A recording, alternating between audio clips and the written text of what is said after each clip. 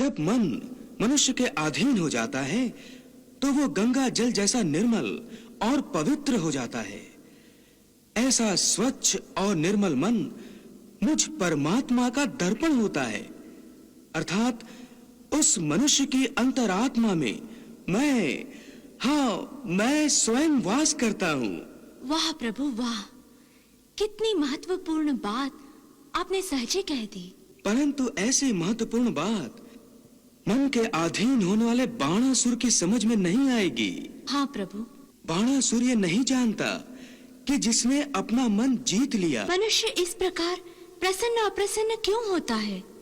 क्यों दुख सुख के रंगों में रंग जाता है? केवल मन के कारण देवी, केवल मन के कारण। मन के कारण? हाँ देवी, जिसे आप भावनाओं के अधीन होना कह रही हैं, वही तो मनुष्य के मन का खेल है, जो प्राणियों को अपने इशारे पर नचाता रहता है। स्वयं इतना चंचल है कि सदा ही विकारों के अधीन होता रहता है।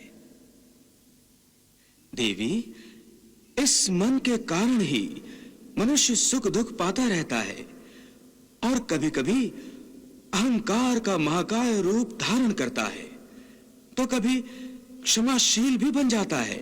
वाह प्रभु वाह।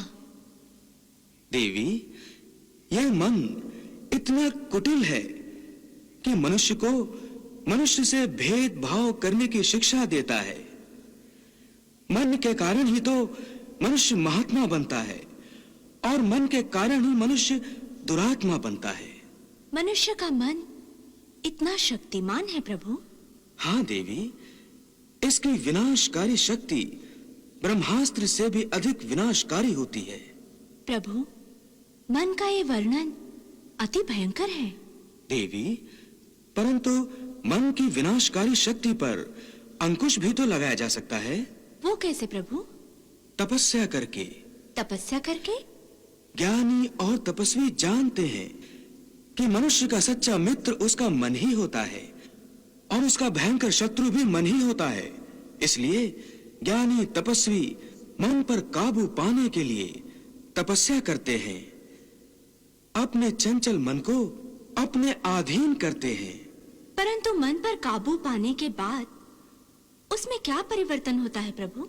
देवी, जब मन मनुष्य के अधीन हो जाता है तो वो गंगा जल जैसा निर्मल और पवित्र हो जाता है।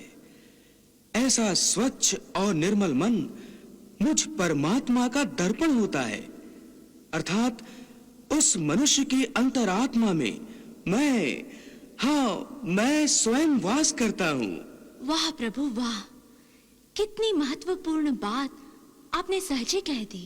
परंतु ऐसी महत्वपूर्ण बात मन के अधीन होने वाले बाणासुर की समझ में नहीं आएगी। हाँ प्रभु, इसीलिए वो स्वयं परमात्मा को ही चुनौती देने का दुस्साहस करने लगा है।